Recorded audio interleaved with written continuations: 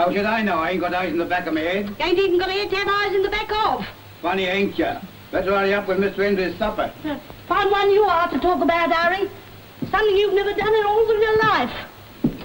Harry, he says, lays down on the sofa, just like a man, expecting a woman to slave herself away to a shadow. I don't know. They're all alike, husbands and lodgers.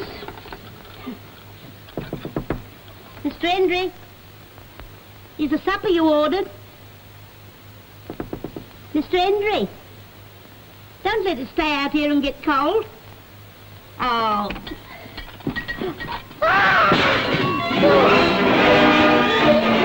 What's happened? It's down there. What's happened? C'est une méchante. Mais qu'est-ce que vous avez crié pareillement? Fetch the copper, quick! Scotland Yard? Oh, Sergeant Hawkins, S Division speaking. There's been a murder. Man stabbed. 26 Brook Street, Hendon.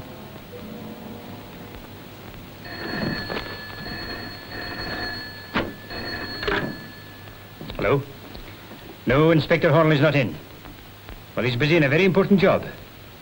Well, he told me that he was looking for a dull red Indian with a pointed bust. Ladies and gentlemen, will you turn to page 2 of the catalogue? Lot 17. Dull red Indian with kid bust. A very fine specimen. Have I any offers, gentlemen? Well, shall we start with 5 shillings, a most ridiculous figure. 6, thank you, sir. 7, 8, 9, 10. 10 shillings I'm offered for this rare stamp in excellent condition. 11, thank you, sir. 11, 12, 13. 13 shillings I'm bid, 13 shillings. Any advance on 13? 13, thank you, sir. 14 shillings. 14 shillings I'm bid, 15. 15 shillings I'm bid for this rare stamp. Any advance on 15 shillings? 16, thank you, sir. 16, 17, 18 shillings, thank you, sir. 18 shillings, 18. 19 shillings, 19... I'm bid 19 shillings for this stamp, gentlemen. 19 shillings, 20, 21 in 2 places. Yours, sir, 22. 22 shillings, 23 shillings. 23 shillings for this stamp, gentlemen, that any collector were proud to possess. 23 shillings, 24, 25, 26, 27 shillings, 27, 28, 29, 30 shillings, 31, 32, 33, 34 shillings. 34 shillings I'm bid, sir. 34 shillings, 35 shillings, 35, thank you, sir. 35 shillings. We haven't reached bargain figure yet, you know, gentlemen. 35 shillings, 35, 36, 36 shillings, 37, 37 shillings. 37 shillings is all I'm bid, gentlemen. 37 shillings, going for the last time at 37 shillings. Going. Oh, wait a minute. Stop. See what you've done? You made me lose it. How could I help it? You're always telling me that duty is duty. Well, couldn't you have waited until I got that dull red Indian? The chief superintendent says I'm to go around there at once. Well, I'd rather have gone with that stamp in my pocket. Evening, Doctor. Evening, Inspector. I was expecting you to be along. You medical men know everything, don't you? What have we got here? Dead about half an hour. There was a deep perforating wound in the left lumbar region, penetrating the lumbar muscles and entering the nephritic area, causing renal hemorrhage, acute anemia, hyperpiesia. What was all that? Let him for a knife in the kidneys. Oh, hyperpiesia. Ah. Well, if you don't want me, I'll go and make my report. Hello, Doctor. Good night. Good night. Well, at 8:35 p.m. on the evening of the 17th inst, I was proceeding in a southerly direction. Cut out the cause and get on with the patter. Found by the landlady, sir. Can't locate the instrument what done it. The lady of the house reports deceased portmanteau's missing. Name? James Hendry, sir. According to that receipt, produced. £19, 17 and sixpence on him, sir. Produced. Better keep an armed guard over that. And a piece of chalk, sir. Produced. Bring in the landlady. Right, sir. Well, I don't think much of his choice of apartments. I wonder what he was. Hotel porter. Hotel porter, I thought that. How do you know? This piece of chalk. It's got blacking on it. He used it to chalk the room numbers on the boots he cleaned. See? Oh, marvellous. All life's problems solved. No, I have been wrong. Last week's football pools, for instance. That? Well, the whole of Scotland Yard couldn't deduce what Chelsea will do next. Oh, this room hasn't been dusted for days. I wonder why. I can tell you why. I couldn't get in, see? How's that? Kept his room locked. Mysterious bloke he was. That tight-lipped he'd have to have a shoe on to eat a banana. No, that's all right. Oh, no, it ain't all right. I've never had any trouble with the police before. You surprise me. How long has he been here? 3 days. Came in the night before last. And now look at him. If I'd have known that was going to happen, I'd have cleared him out straight, I would. Well, I don't think you had this in mind when you came here. Your inspector. Oh, look what I've got. Letters. Mademoiselle Eloise de Parmentier. Oh, cherche la femme. How much? In French, for there's usually a woman in the case. Paris postmark. Yes, it's a French, stamp, all right. Here. Do you know anything about this, what's her name, Mademoiselle Eloise de Parmentiers? Yes, the tenant before him. Oh. And a nice, quiet lady she was, too. Well, did he have any visitors? Visitors? What kind of place did you take this for? Well, if he lived alone, he had no visitors, and there was no weapon, it isn't the murder, it's a blinking miracle. Half a mo. I did hear the door go when I brought the supper up. Oh? It must have been him that pinched the bag. Well, how do you know the bag was gone if he couldn't get in? Because I saw it come in with him, and it ain't here now. Huh. What do you think I was giving my head for? I'd rather not specify. How big was the bag? Oh, the kind easy to get away with on rent day. Hello? Suddenly been taking all this metal piece lately. Could it have been the bag? No, this is a clean round space in the dust. Oh, Hercules. Hercules? Him with the muscles, my statue. She means Hercules. Was it valuable? Valuable? I'd weighed a couple of stone. What was it made of? Oh, iron or something. I see. A bloke's murdered, and 19 quid left in his pocket. But a heavy statue and a suitcase were pinched. What do you make of that? Oh, simple enough, Inspector. I can reconstruct the whole thing. Oh, go on. Well, now, you see, these statues are always hollow, and somebody had put a roll of banknotes inside. What's that? The woman. Now, the thief knew it was there and came in to burgle the place. He put the statue in the bag, and the deceased came in and caught him. They struggled. He grabs the bag. And stab this poor bloke in the kidneys with it. Wrap up. Sergeant? Sir. Any ponds, rivers, canals about here? There's a well sharp just beyond the Dog and Drake. We'll get a boat and dragging irons quick. Yes, sir. Half a mo. What about my statue and my banknotes? What are you going to do about that? I'm going fishing. Where's Sergeant Bingham now? I think that's them just coming in, sir. Well, about time, too. They've been gone about a couple of hours. Got anything, Sergeant? Only half the well sharp in the boat. All right, come along in. Right, sir. I don't know why these things always have to happen on a cold night. Well, we'd better turn it up till daylight. And we'll get more light on the scene. Here. Go on. Keep the boat steady, sailor. Yeah. Come on, this is no time for bathing. Oh, here we are. Wait a minute. All right. Something's caught my foot. All right, well, leave your foot behind. Go on. I can't move it, sir. Just a minute. Oh, Come on, come on. I've got it. Bless my soul, so you have. I thought I'd find it here. Well, don't stand there. Bring it along. Come on. Right. Give me a hand, Sergeant. Right. I'll put it up here. That's all right. I had a feeling it was a bag when I fell over it. Yeah. Oh, look. Here's Hercules. Hello. Here's a knife. Yeah, that could have done it. And if I'm not mistaken, it's a leather worker's knife. I thought that. Homemade, what's more. Whoever he is, he bought the blades in Sheffield and fitted them to his own handles. That's right. Why would he do that? Oh, I don't know. Like to work with something odd, I suppose, like me choosing you for an assistant. Anyway, it'll be easy to trace. Like a three-cornered cape or a tuppenny blue Mauritius. Now, I wonder what this is. Huh.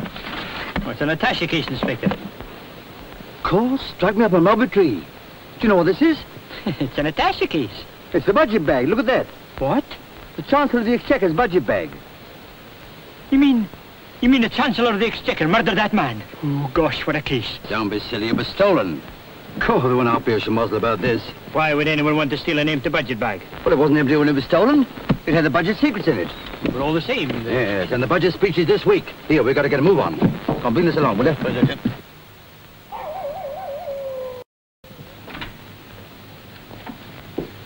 There's an Inspector Hornleigh to see you, sir.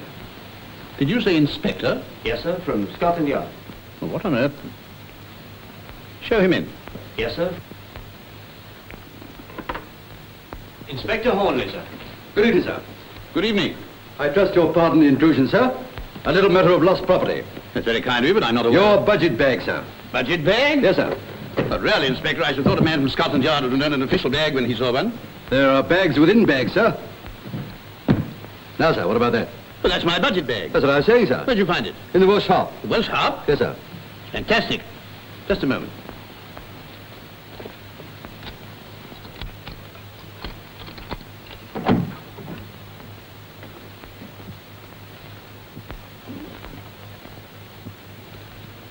There's my bag. God, Blind O'Reilly. You really are Inspector Hornleigh? Well, I'm beginning to wonder myself, sir. Would you mind opening it? Certainly.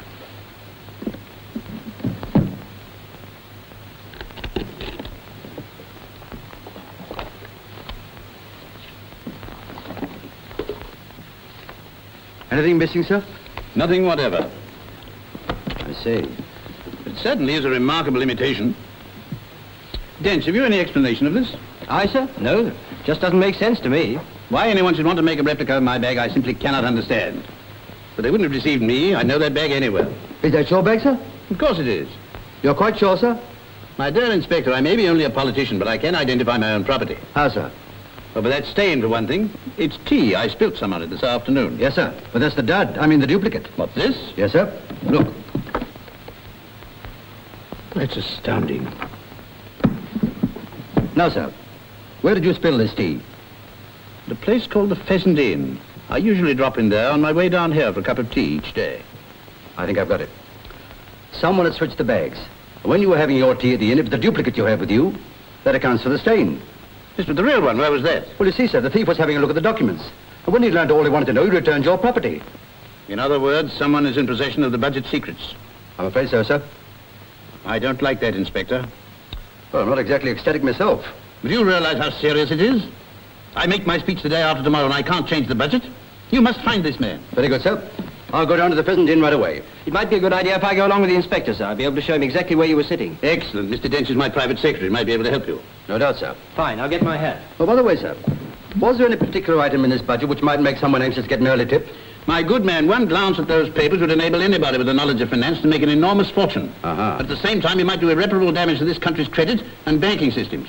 Well, in that case, I'd better get hold of him before he lays hands on my post office balance. Oh, have you any idea, sir, who could have substituted the article? Not in the least. But it seems incredible to me that anybody should be allowed to rob the Chancellor of the Exchequer with impunity. Quite so, sir. Generally the other way around. Pheasant Inn? Let me speak to Miss Gordon, please. Oh, hold on a minute. Is that for me? No, Mr. Gordon, it's for Miss Anne. Boyfriend, I suppose. Hello? Hello, Peter. I haven't time to explain now, but the police are coming down to your place and I'll be with them. All right. Yes, I'll come in and play cards another evening. Right. Goodbye. I'll be with you in a moment, Inspector. Well, hurry up then. Hello. I wonder what game he plays, sir. Rummy? Peter seems to be a man of few words. I can't understand what he meant. That's because he's a politician. Bill, Hmm? have you had any trouble with anyone lately? Is this just sisterly affection or curiosity? But have you? Only with the bank manager. He wouldn't look on an overdraft as an ordinary debt. Bill, I'm serious. The police are on their way down. How do you know? Peter's just told me. Did he say why? No. What can they want at this time of night? Oh, they probably want a drink. Are you sure it's nothing you've been doing? Why should it be me? Do I look like a criminal? Oh, don't be silly. Only you have an unfortunate habit of getting yourself into jam. Go on, rake up everything I've ever done. You make me tired.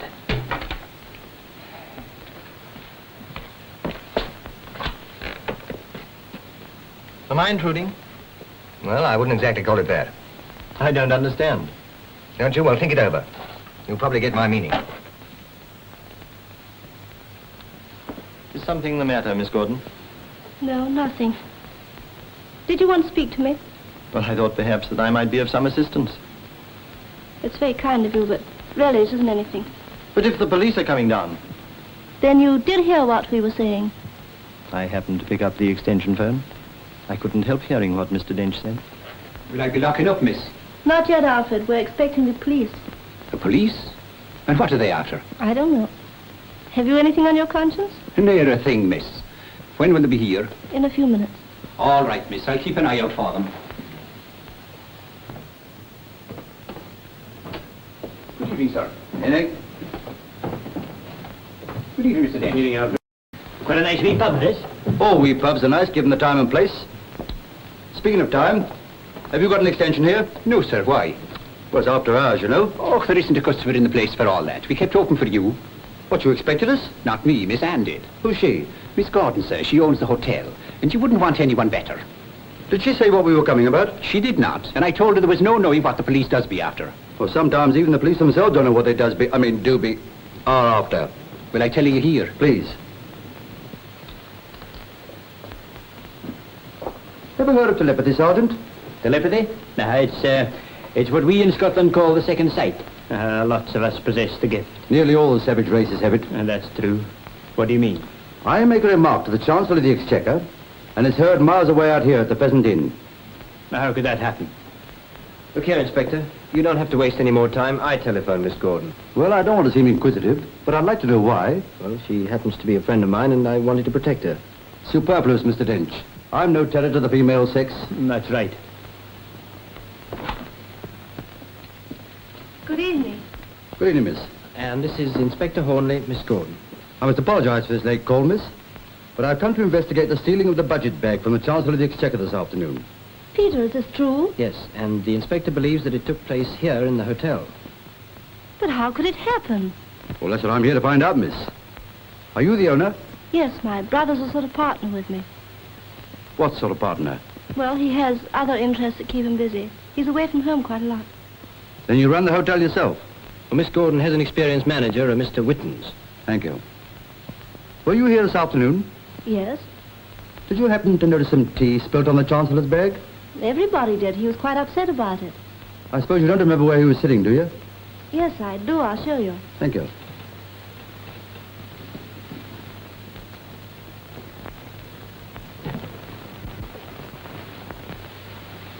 This was the table, wasn't it, Peter? Mm-hmm. Mr. Whittens came in with the Chancellor and then went away. Would you mind taking the same chair the Chancellor used?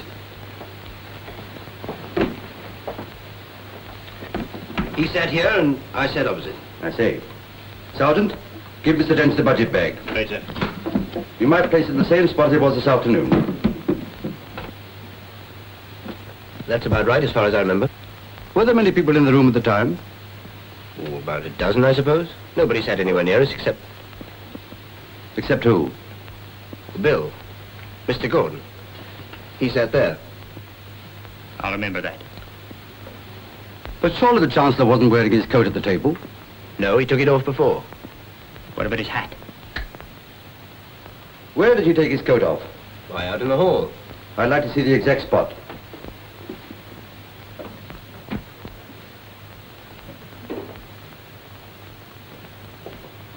And the Chancellor always carried the bag himself, eh? That's right. Yeah, did you happen to notice Britannia's got... It was over there where Alfred is standing now that the Chancellor took off his coat. Oh, yeah. Well, would you mind showing me exactly what he did? All right. Now then, we came in together. I stepped over to that side of the table to speak to Whittens. The Chancellor moved over here and gave his bag to the porter. Then he took off his coat. The porter gave him back the bag, and we went into the dining room. That right, porter? Quite right, sir. Only it wasn't me. It was me assistant and understudy, so to speak. Henry, his name is. Henry, that's the man. Your colleague, so to speak. That's right, sir. He always makes a dart at the important people. Beat you to the tip, eh? Where does he make his dart from? Where else but there? What about that door? Where does that lead to? It doesn't lead anywhere. It's just a cupboard where Henry does be keeping his brooms and brushes.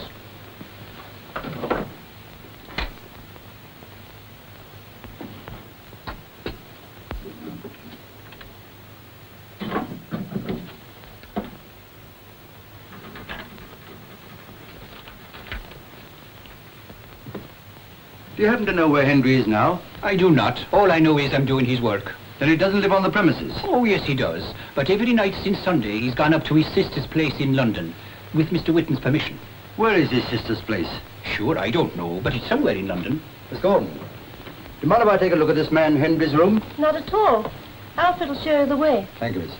This way, Inspector. Oh, take the budget back to the car. We'll leave with the driver. Right, sir.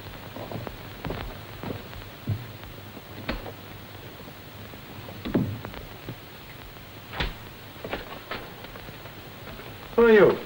Well, I'm not the under-porter, and I take it the same applies to you. Oh, Mr. Whittens, this is one of the inspectors from Scotland Yard, the manager of the place.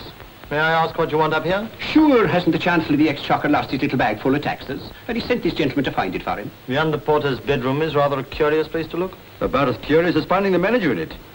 Why, you the valet as well? I'm just going to lock up the petrol pump, Inspector. There's been a lot of petrol stealing from cars and pumps around here, and we like to assist the police in the prevention of crime. A very laudable attitude, Mr. Wittens. But perhaps you wouldn't mind answering me a few questions. Objection to helping the forces of the law? How long has Henry been here? About 6 months. Did you engage him? I'm the manager of this hotel, so naturally I engage the servants. References all right? They satisfied me. No doubt. I think that'll be all, Mr. Wittens. Don't let me keep him from your petrol pump. Oh, yes. Of course. Smart businessman, your manager. Keeps an eye on everything, I should think. If you mean he's one of them fellas that does be snooping all over the place, hoping to catch you on the hop, then you're right. Will this get you into trouble? I don't think so. They can't possibly think I'm involved. I didn't mean that. I was thinking of your job. Darling, don't worry about that. The main thing is to keep you out of it.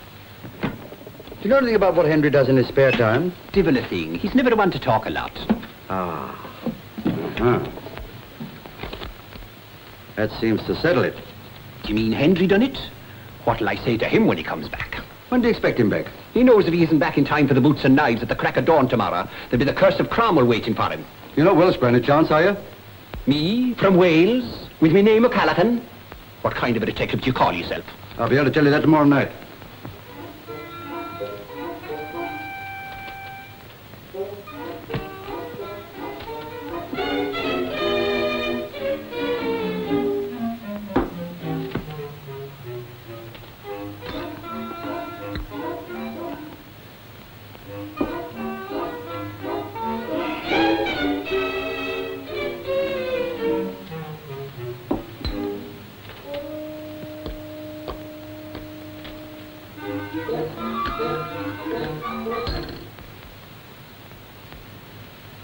Dench, my boy, the budget doesn't mean...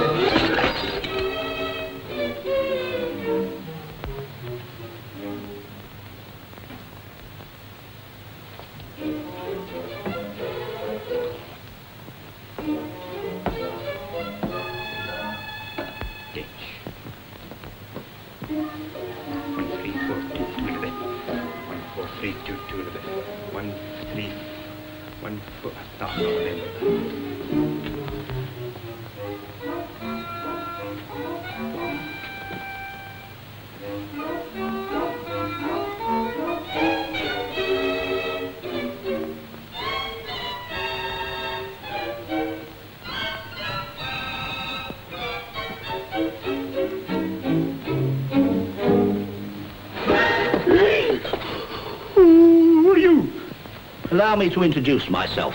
Holt's the name, travelling representative of Messrs. Thurby and Smith, textile manufacturers. And what were you representing out there? I just stepped into the garden to see the curtains. Do you have to be in the dark to do that? It helps. You see, you can tell what sort the material is by looking at the light through it. Well, it looks pretty thin to me. Thick or thin, there's nothing I don't know about textiles. I can clothe you from the cradle to the grave, sir. Oh, could you? Well, you're a bit late for the first and a bit premature for the second. Oh, here, Inspector. Come here and look what I found. Good evening, sir. Good evening. Who's this, Sergeant? Well, he says he's a travelling representative of the textile industry. Aye. And in my opinion, he's pretty strong in fabrications. Your sparring partner doubts my bona fides, sir. And who wouldn't? I found him cowering behind the curtains. I feel perfectly certain Inspector Hornleigh will be satisfied with my explanation. How do you know my name? Well, I must have seen you before, sir. And I always remember faces, even ordinary ones. Evidently you don't remember me. I always go on the motto that some things are best forgotten, even if they can't be forgiven. Are you staying at this hotel? Yes, as a matter of fact, I'm hoping to have a few words with Mr. Gordon. Ah. Where is Mr. Gordon? In the bar, Inspector. I'll take you along. Thank you, it isn't necessary. I never had any difficulty in finding my way to a bar yet. That's right.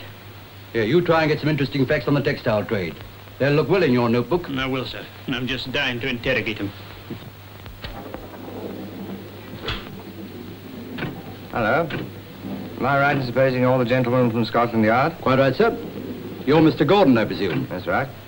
If I didn't know you come about the budget bag, I'd take you for one of the vice squad. Well, I hope it isn't familiarity that caused you to make that error. But how did you know I came about the budget bag? Mr. Dench has told me in accents of statesmanlike gloom, my sister in tremulous tones, and Mr. Whitten's been flapping about like an old hen. And in fact, you're the only one that doesn't care. Exactly, Inspector. I've made so little money in the past year, the budget doesn't mean a thing to me. I congratulate you.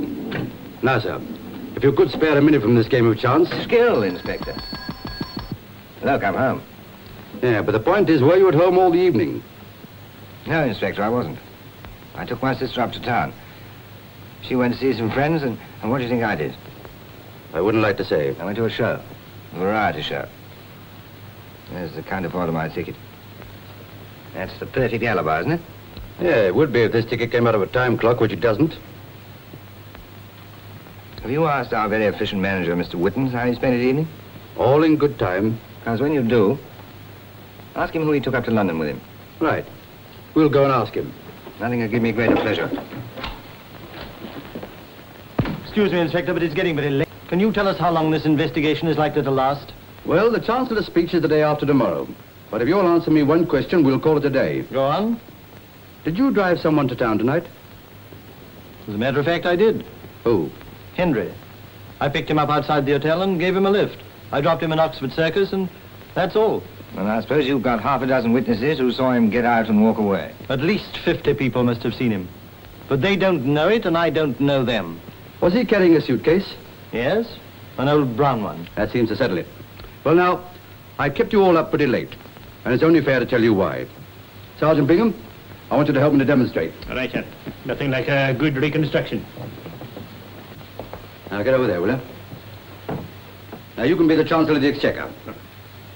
Now, according to Mr. Dench, the Chancellor came into the hotel this afternoon with the budget bag in his left hand. No, left. He handed the bag to the porter. And as he turned to take off his coat, the porter placed the bag down here behind this umbrella stand. After taking the coat, the porter produced a duplicate bag from here, which he had already planted, and handed it to the Chancellor, who went into the dining room. Go on.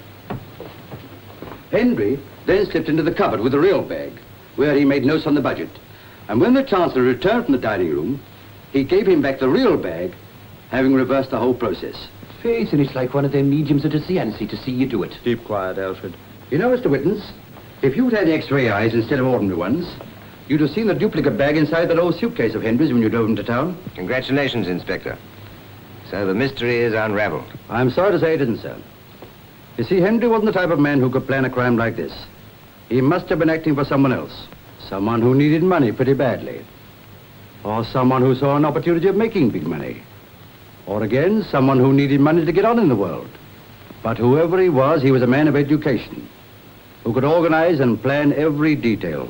I don't want to teach you your job, Inspector. Oh, I'm always ready to learn. It seems to me you should find Henry and get the truth from him. I'm afraid that's impossible. Why? Because Henry was murdered at a few minutes after 8 o'clock this evening. Now, this isn't what you might call a pleasant sight, but it's the knife that killed Henry. Has anyone ever seen it? Or one like it before? No? Ah, well, I didn't expect any other answer. Mr. Dench, would you mind driving me back by the Chancellor's house? Certainly. Sergeant, get back to the yard in the car. Put this in the bag and hand the whole lot over to fingerprints. Right, sir. And look sharp about it. Yes, sir. Tell him I want to report first thing in the morning. Yes, sir. Good night, Miss Gordon. Good night, all. I expect we shall meet again very soon. Good night. It's a funny thing. The first time I'm giving a car to myself, and it breaks down. Well, I can't think what's wrong with it. Have you any petrol? Oh, I filled up before we left the yard. Never mind. Look and see. I know I took on 10 gallons. Blimey, it's empty. It's what? Sergeant, listen, this is a miracle. I could swear wrap up. Well, so if it's a taxi, Sergeant? No, they might not allow it in my expense sheet. Now, walk to a bus. Well, what about this here statue? Gonna take it with you? What? Me lug that thing all over London? What do you think I am? Monumental Mason? Will I come with you, Sergeant? What for? Well, it's this alley. It's a bit morbid. What's the matter? Afraid of being left alone? Not me. It's you I'm thinking of. All by yourself. With that there bag. You listen. Many's a winter's night I've tramped the lonely moors of bonny Scotland. And it's not likely I'd be frightened in a dirty wee London side street. You stay here and take care of that statue till I send you some petrol. Yes, Sergeant.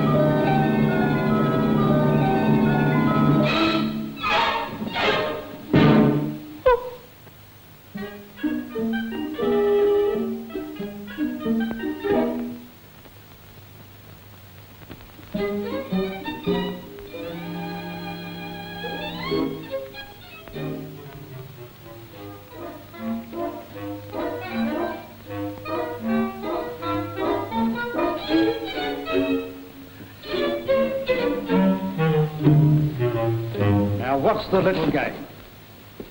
A fine time for you to arrive. But what's it all about? Don't bother me. Huh?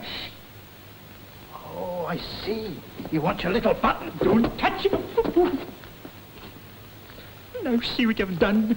You've ruined the fingerprints in my clue. Oh, it's a clue, is it? Who do you think you are, Charlie Chan? I'm Sergeant Bingham of the CID. An attempt has been made in my life, and as usual, the man in uniform turns up too late. Is that so? You'll hear more about this in the morning. And so will I.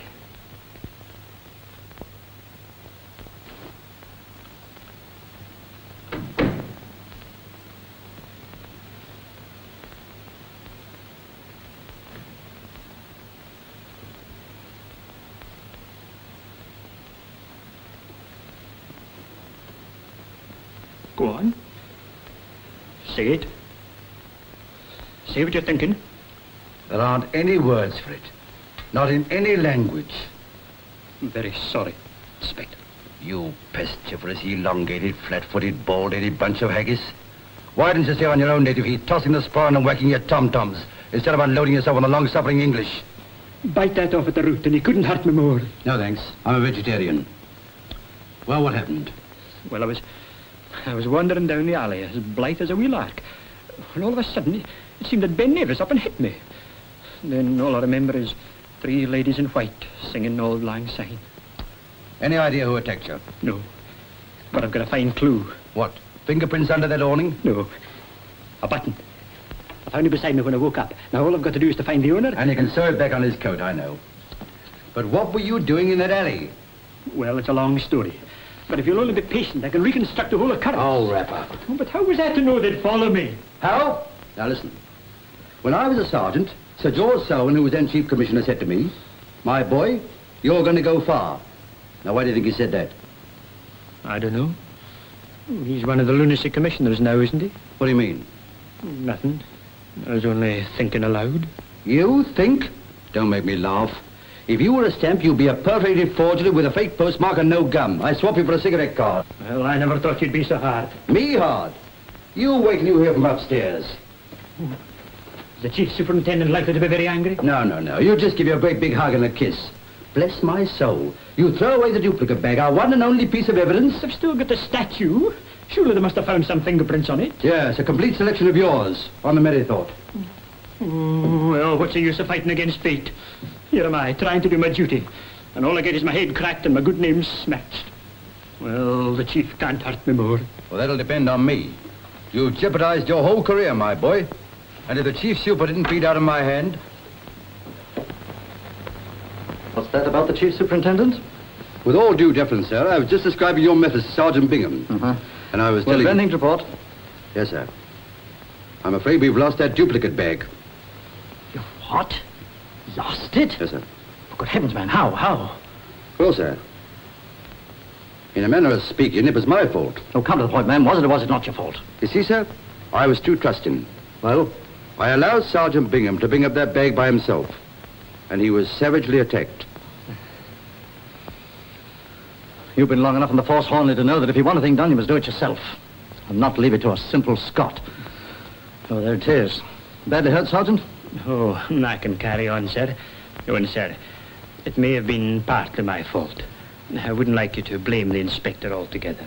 No, it's very nice of you, Sergeant. Still, I'm afraid I must take the blame.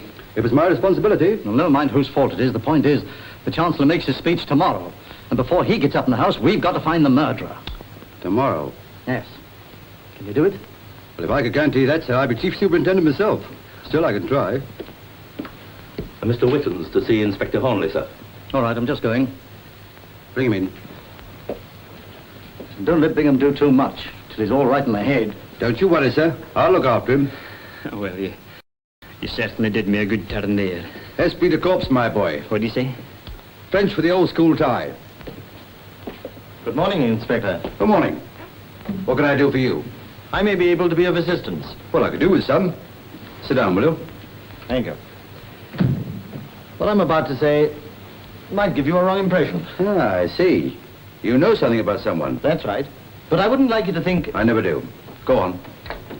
Well, about 3 weeks ago, I was asked if I knew the name of any leather worker who was good at his job, but in a small way of business. Who asked you? I hardly like to tell you. I see.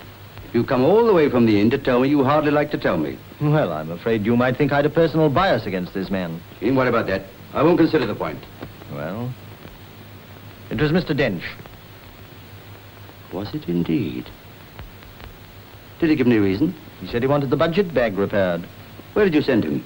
A man called Parkinson, 104 Shepherd's Market. Nothing wrong with your memory, is there? I thought you might be doubtful about my story. So I brought along Alfred. He heard Dench ask me. That's very thoughtful of you. You corroborate this statement? Yes, sir. Mr. Whitten told me I had to come along, but I hope I'm not getting Mr. Dench into a hole. No. Nice gentleman, Mr. Dench, isn't he? Very, sir. Has a certain affection for Miss Anne, I believe. Yes, sir. Well, I can't say I blame him. Well, gentlemen, if you've nothing further to say, I won't detain you any longer. I can tell you where Mr. Dench lives. Don't bother. I already know. Bingham, show these two gentlemen out. I hope I've done the right thing. You've done all I would have expected of you, Mr. Whittens. Good day.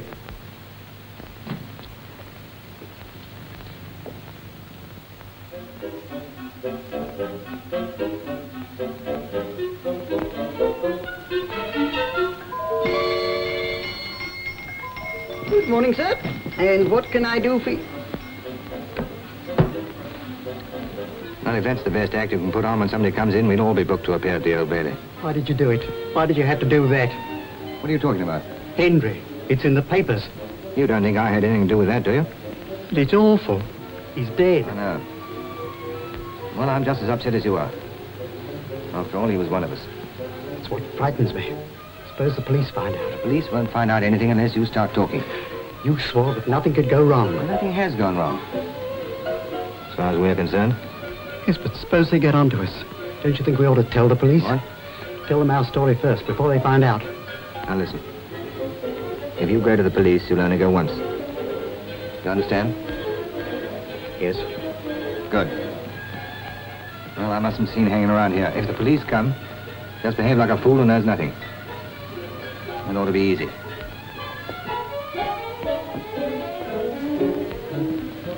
Why don't you go away for a holiday?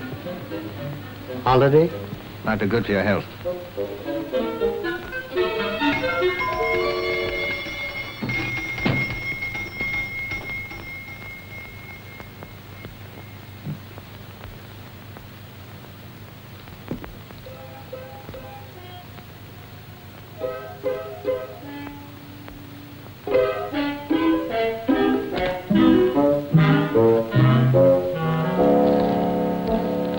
Whitehall, 1212.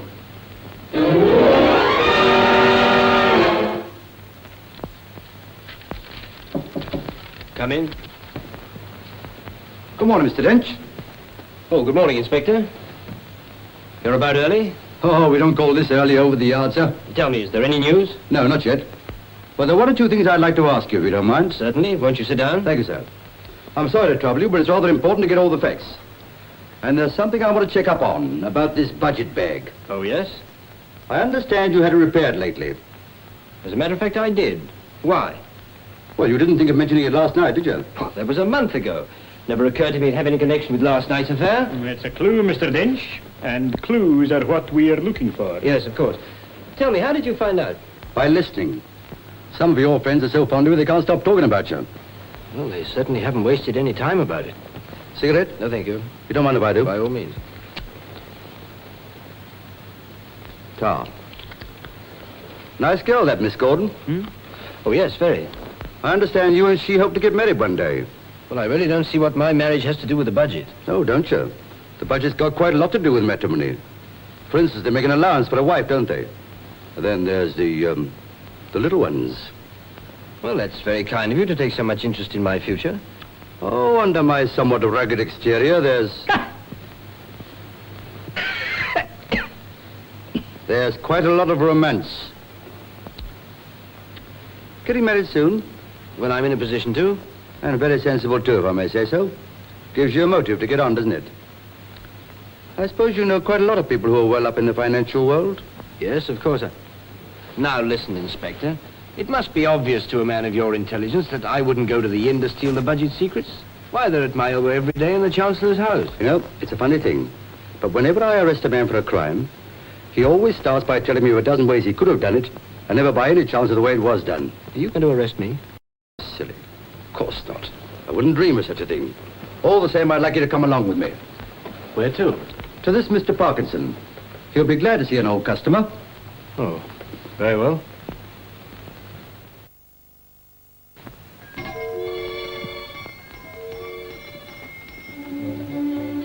Shop! Customers? Seems to be a strike in the leather business. Or a lockout. Maybe he's not in. Oi! Anyone at home? Nobody here?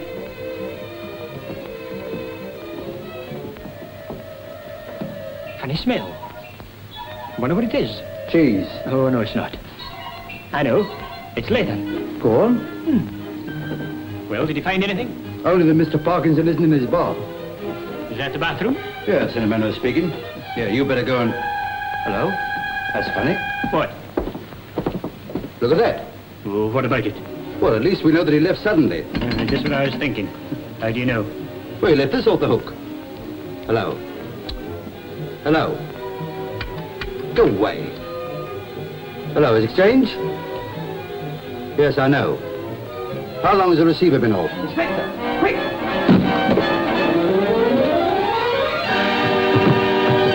God, Lavarosa. What have you done now? I opened this door and he fell into the room. God.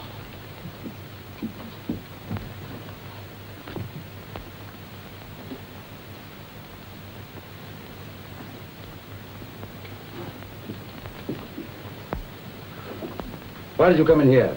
I was looking for Parkinson. You found him, all right.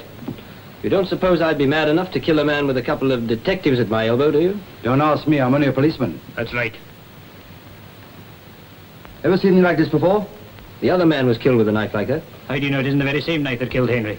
Well, I hardly think the inspector would have given it back to the murderer. Besides, every knife on that bench is exactly the same. You seem to know all the answers. Ever been in here before? Nope, only in the shop. Take it, will you? Yeah.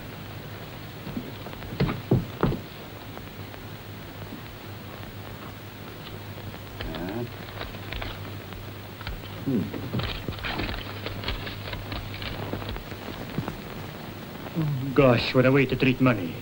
Well, I've heard of a chap's income being cut, but never quite like this. Anyway, they're tenors, so they should be easily traced. Bingham, find out where they came from. Right, sir. I've traced the notes, Inspector. They were issued to Michael Kavanagh's 200 Portland Place. You're coming on, my boy. We'll make a copper of you yet. Thank you very much. Very nice of you to say so. It'd be interesting to make the acquaintance of this Mr. Michael Kavanagh. I'd like to know why his hobby is carving up banknotes. You have had quite a lot of money from me already, you know. Well, I'm not asking for a lot more. No? I want enough to clear out of this confounded country. Oh, look here, Gordon. I'm a financier, a speculator, if you like, but not an exporter, particularly of unwanted goods. This is as much in your interest as mine. Now, how can that be? Well, if I get into a jam, you'll be right alongside me. Cooking. I was wondering when you would say that. Oh, I'm not threatening you. You are not, because I hold all the cards. Yes, you forget one thing. We're in this deal together. You are wrong. You had an idea, you brought it to me. It was a foolish idea that did not work. But it was your idea, Mr. Gordon, not mine. You'll have quite a time making the police believe that. The police? I'm not afraid of your English police. I like them too much. Come in. Inspector Hornleigh of Scotland Yard to see you, sir. What is this? What did you tell him? I never even mentioned your name. You must be here for something else. Let him come in. Yes, sir. Get in that room, quick.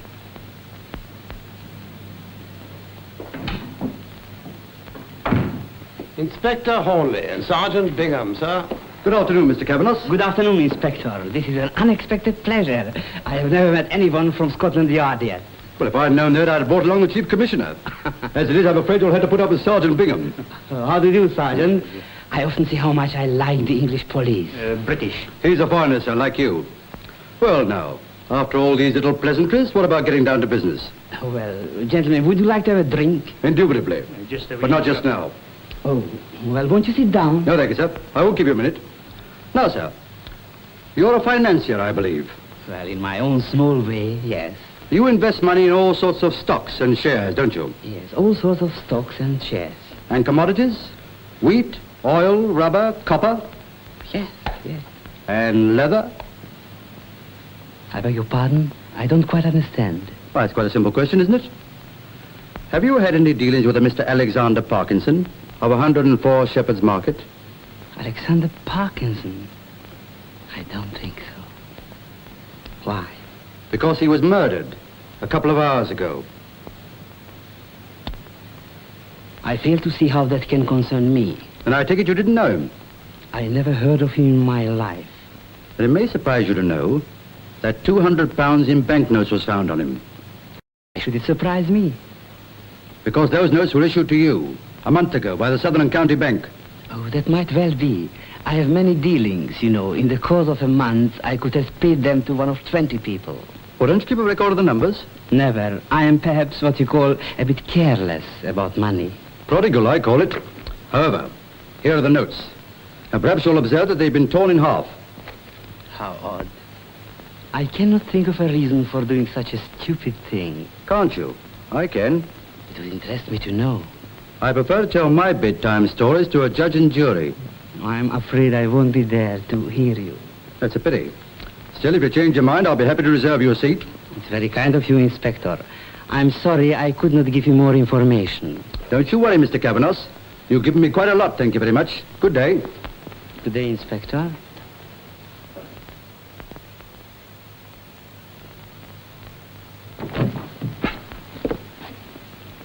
You've heard what he said? Yes, every word. How you found out all that in the time defeats me. Did you know that Parkinson has been murdered? No more than you. What do you mean? Just this. That if I'm innocent, then so are you. But if they pin it on me, there'll be two of us in the dock. It's just possible that for once you are right. What do you want? What I asked for before. Give me some money and I'll clear out.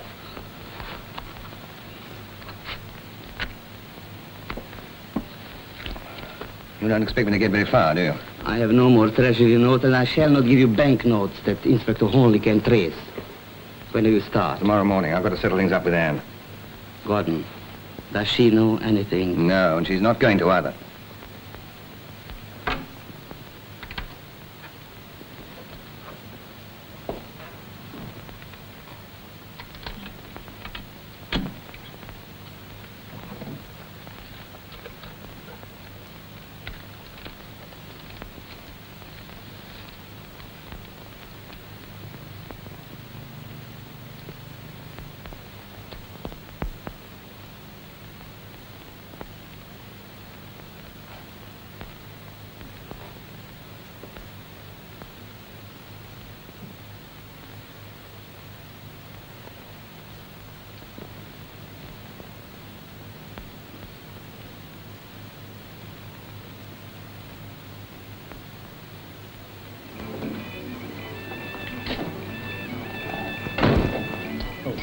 Any luck, Inspector? Do I look as if I've been lucky? Blind old Riley, what a day. Did you get anything at the stock exchange? Only a lot of stories I can't repeat. But I found out one thing. What's that? There's been no unusual speculation there. That means the thief is afraid to use his knowledge. Well, that's one feather in their caps. Well, you can stick your feather where you like. What I want is the murderer.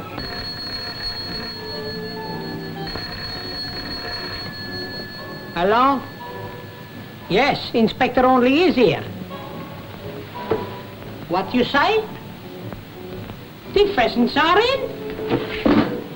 Hey, wait a minute. Here's the inspector. Hello. Hello. They've cut off. What do they say? He asks if you are here. I tell him yes. He say you come down, the pheasant is in, and you are going to be very interested. So. Bingham. This may be what we're looking for. Come on.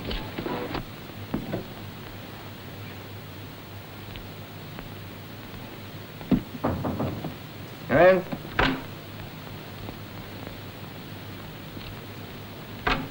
Hello, you come to bid me a fond farewell? I didn't know you were going away. It's a sudden decision, isn't it? No, I've been thinking about it for some time. I get bored if I stop in one place too long. Now, let me see. I've left something out. I can't think what it is. This? Hello, where'd you...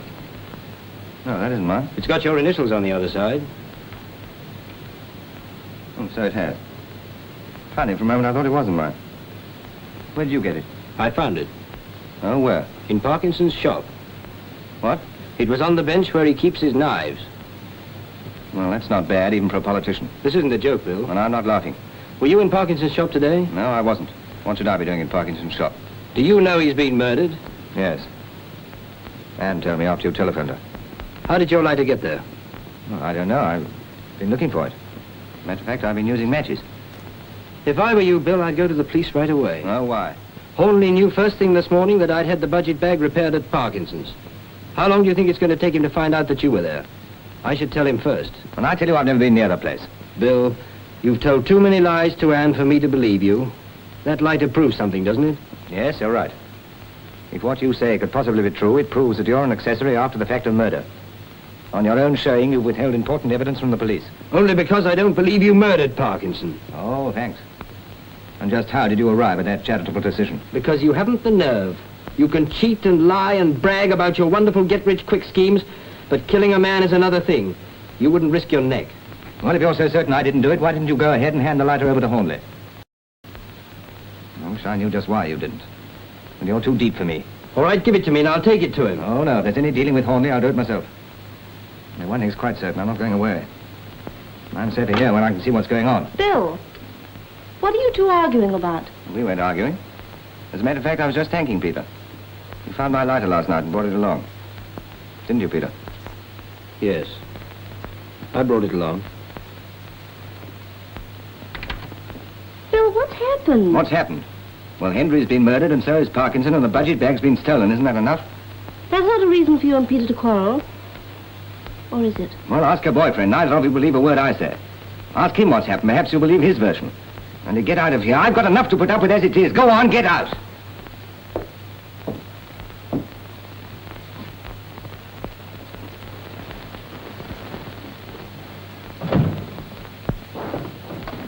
Good evening, sir. Where is Mr. Gordon? He's up in his room, sir. Will I tell him you want him? No, just show me to his room. But who shall I... Very good, sir.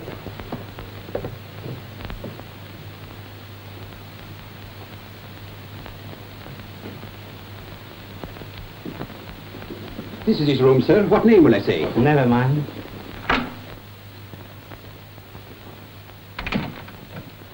What are you doing here? You do not want to see me? Well, you've always said it was dangerous for you to come down here. Why choose now of all times? I've heard you change your mind and decided to stay at home. Who told you that? A friend? I didn't know you had one. You must leave at once. And I suppose your friend thinks that too. What he thinks is nothing. It is what I say. Well, for the present, I stay right where I am. Gordon, I'm thinking for your good. It is better that you go. Whenever you start thinking of anybody but yourself, I begin to wonder why. The reason is very simple. The police will come again and I do not like Inspector Hornleigh. That's funny. I've taken quite a fancy to him. In fact, I'm thinking of having a little chat with him. What's that? I never know whether you English are serious, joking, or mad. Well, I'm serious this time. It's got me down. Yesterday, it seemed quite easy. Today, it's beyond me. You think it'll be easy if you tell the police? No, it won't be easy, but it's the best way out. I've been thinking things over. Very well. But don't be too hasty. Let me think also. No, I'm not stopping you. I think much better if I have a glass in my hand. There's a bell over there if you want me. Thanks.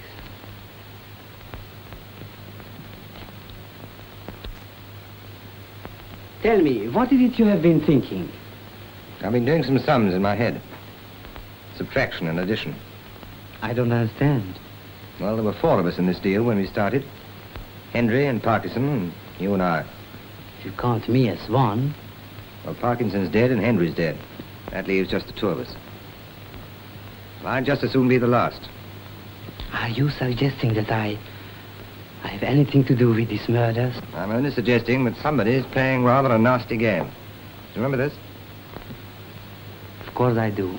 I gave it to you. After that share deal. Well, strange as it may seem, Dench found it and returned it to me this evening.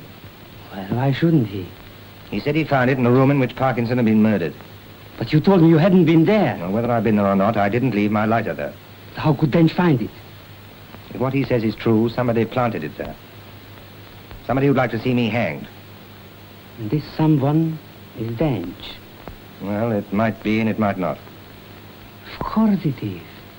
The story about finding it must be a lie. I wonder. Come in. You rang, sir? Yes, bring me a white lady, please. And you?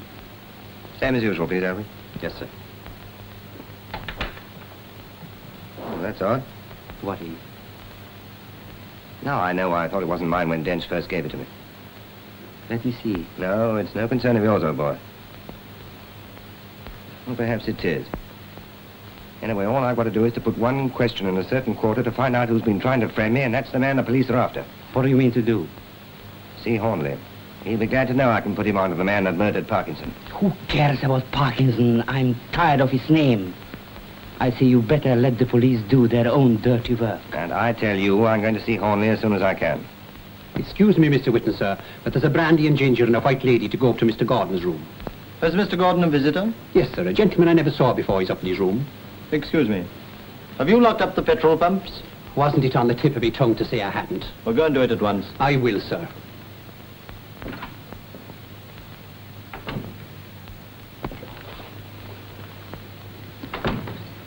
I'll have one while you're at it. It's against the law to serve you at the bar, but I'll send one to your room. Okay, I'll have a bitter. Very good, Mr. Holt. In a mug.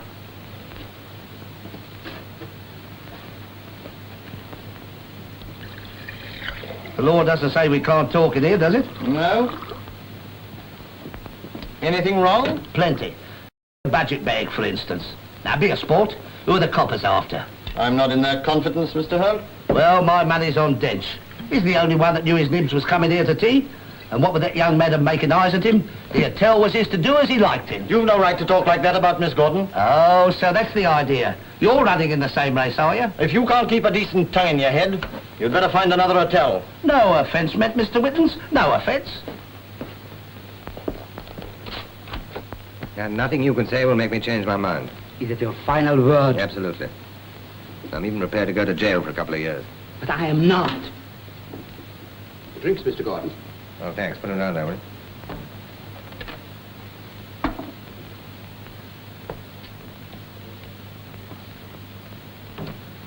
No, my friend.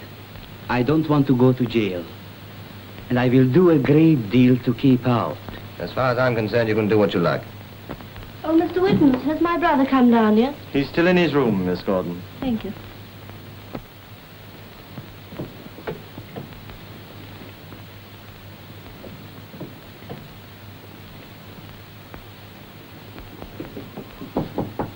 Bill? Bill? Bill? Bill, what's the matter?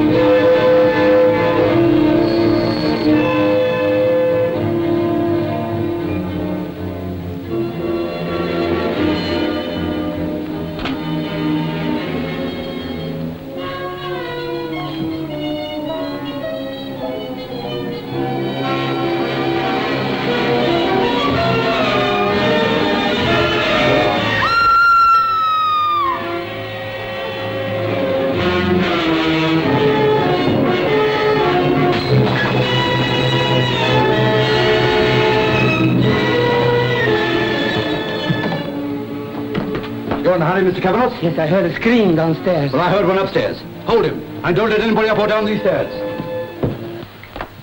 What's happened? I don't know. I heard her screaming by the time I got here. She'd apparently fainted and he was like that. Get her out of here quick. Force you to covers. Is he dead? I'm afraid so.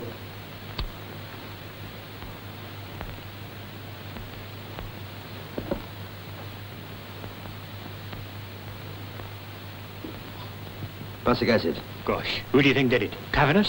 Well, I wouldn't put it past him. But why would anyone want to put prussic acid in his drink? Well, to save his own skin, I suppose. You look after this. Then ring up the local station. Tell them to send a doctor along, quick. Right, sir.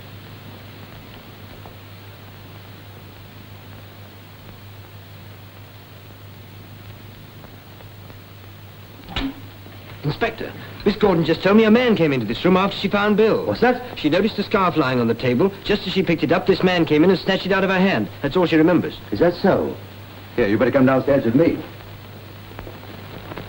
Look here, Sergeant, you can treat these people as you like, but I am a man of influence. I am well known. Not as well known as you will be, Mr. Kavanagh. You'll be on every front page unless you do a bit of explaining. But I know nothing. I came here tonight to talk with Gordon. Then I left him, I came downstairs. Of course you heard screams all over the house. No, I realized I had forgotten my scarf. So I went back and I found Gordon in the chair, his sister by him. She screamed. I was frightened and ran away. But that doesn't explain why you came here tonight. To have a friendly chat with Gordon. I happen to know that's not true. How do you know? Alfred told me he heard them quarreling. What about? Just when I went in with the drinks, they were disputing about a deal, they called it. He doesn't know what he's talking about. Yeah, but I do. There were 4 of you in that deal. Henry, Parkinson, Gordon, yourself. And 3 of them have been murdered. Only you remain. I didn't do it. I will tell you the truth, the whole truth. It'll be very unpleasant for you if you don't. Gordon owed me money. He couldn't pay. He promised to get me some advance information concerning the budget in exchange for his death. But he planned it all. But you gave him £200 to have the duplicate bag made, didn't you? But I had no idea what the money was for. I couldn't trust him, so I tore the banknotes in half. He was to have my half, and he gave me the information. You're wasting your time, Inspector. Just a minute, Mr. Dench. Dench! So you are the man who was Gordon's enemy. What are you talking about? Inspector, there is the murderer. Only tonight Gordon told me you tried to frighten him by saying that you found his lighter at Parkinson's shop. What's that? It's a lie. When I brought his lighter here, I was trying to keep him out of the mess you made for him. But if you found the lighter in his shop, why did you hide it from me? Because I thought Bill had been up to something, but I knew he wasn't a murderer, and I wanted to protect Miss Gordon. You know, you're a public menace, Mr. Dench. You seem determined to defend one woman until every man in the case is killed. Well, I've nothing to fear. Well, all I can say is you've got more courage than sense. Is that the lighter? Yes. But Gordon said something very curious about it. What was that? He looked at it closely, and then he told me that when Dench gave it to him, he told it was not his. Did he say why? No. But he said that now he could trace the man who left it at the leather shop. Did he indeed? Did he say anything else about Mr. Dench? Yes, that they had a quarrel. But he could not say any more because at that moment the porter brought us our drinks. You were in Mr. Gordon's room twice, weren't you, while Mr. Kavanagh was there? Yes, sir. I took the gentleman's order. Mr. Witness mixed the drinks, and he gave them to me to take up after I'd locked up outside. Do you agree with that? Alfred's account is correct, Inspector? That's the way to give evidence. Now, I have one other question to ask, Mr. Whittens. What did you do when you left my office this morning? I came back here. Can you verify that? Yes, sir. He was on his way when I went to catch me bus. Oh, then you didn't come back together. No. I'd some business to do. I'd forgotten that. I don't know what your business was, but when you were doing it, Parkinson was murdered. I imagine that at least 2 million other men were going about their business in London at the same time. That's true. But they didn't know Parkinson, and I believe you did. I knew him well. I sent Mr. Dench to him. Have you been in Gordon's room tonight? No. Then I take it that nobody but Mr. Kavanagh and Mr. Dench have been there since Gordon was killed. Mr. Whittens, you were here when Henry changed the budget bags and could have seen the switch. You afterwards drove him to town. But we've only your word for it that you dropped him at Oxford Circus and didn't follow him and kill him. So that's what you think? Also, when I was here last night, you heard me say that I'd found the bag in the Welsh Harp, didn't you? I did. Now, you could have drained the petrol from the car and attacked Sergeant Bingham in order to get the knife, which, being of a very unusual pattern, could be easily traced to Parkinson. So far, I follow you, Inspector. The next thing was to be sure of silencing Parkinson. And you were on your own in London when he was killed. This is all very interesting. Tonight, hearing Gordon say that he could trace the man who tried to frame him with this, you could have killed him as the other men had been killed. Very clever deduction, Inspector. But all you've said could equally apply to Mr. Dench, or Alfred, or even Mr. Holt. See, my name's been brought into this, Inspector. I better tell you who I am. You don't need to. You're a private detective from the Circle Agency. Your usual line is divorce, and you're known as Keyhole Charlie or the Correspondent's Curse. And what's more, you're the 5th man in Mr. Kavanagh's syndicate. Oh, no. I was sent here by Mr. Kavanagh to keep an eye on Gordon to see he didn't do a bit of double-crossing. And if you want a tip from a fella detective only, Dench is your man. He talks a lot about protecting his young lady, but I'll bet he was trying to protect himself. I wouldn't bet on that. If Mr. Dench was protecting himself, he wouldn't have brought the lighter back to Gordon. He'd have turned it over to me. I tell you, Inspector, it must have been this man. He was in the room when Bill Gordon died. But I didn't kill him. I believe almost anything of Mr. Kavanagh, but I can't believe he attacked Bingham when he couldn't have known we had the knife. As to Mr. Holt, he didn't know I was going to Parkinson, but you did. Have you anything else to say? If I'd been going to kill Parkinson, would I have gone to the yard and told you about him? And if I'd been going to kill Gordon, would I have telephoned you to come down here? Why did you telephone? Because I knew Bill Gordon meant to run away. I thought it was you who phoned. I've been waiting for you to say so. I'm sorry to have had to use you to prove that only one man could have committed all 3 murders. And that man is you. What's that? Every word that I've said to witness applies to you. You weren't in the original syndicate, but you saw Henry change the bags, thought you might benefit, and so you killed him. It's a lie. Ever since you knew I'd found the knife, you've been trying to save your neck. When you left my office, you knew I was about to go to Parkinson, who could tell me he'd given you the knife. So you killed him. And tonight, when you realized that Gordon could trace you by the lighter, you killed him. You're crazy. I tell you, you're wrong. Mr. Whitton said anyone might have done it. Didn't he mix the drinks? And wasn't Holt in the bar with them? And the foreign gentleman up above in the room. Any one of them could have put the poison in the brandy. How do you know there was poison in the brandy? The other men were killed with a knife. Nobody said how Gordon died? I thought... No, you knew because you put the poison there. So you think yourself clever, tricking me into saying something I didn't mean? Only because I already knew that you'd killed these men. And how did you know? From this. If you look at it closely, you'll see that it has a luminous dial and plain hands. That means the glass and hands have been broken, and new ones put in a hurry. Evidently, the jeweler had no luminous hands in stock. You'd broken this watch, and not wanting a row from Gordon, you had it repaired on the quiet. And it was in your pocket when you killed Parkinson. Then you had what you thought was a brilliant idea, to leave it there in order to throw suspicion on Gordon. It's a pack of lies. Oh, well, if it is, we can easily trace the jeweler. He'll tell us. He'll tell you nothing, for you won't be there to ask him. I took this from the British in the troubles in Dublin, and faith, I'll let you British have it back. And if you try to stop me, we'll all go together.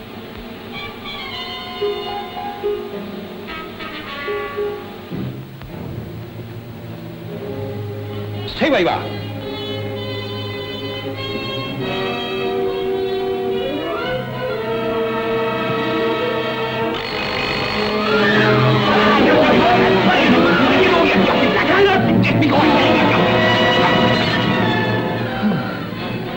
Well, that's that. Not yet.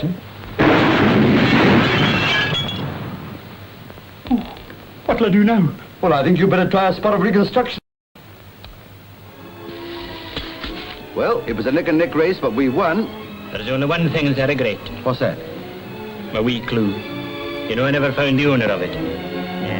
I sometimes think I'll never make a detective. Oh, yes, you will. You'll make a perfect sleuth. Complete to the last button.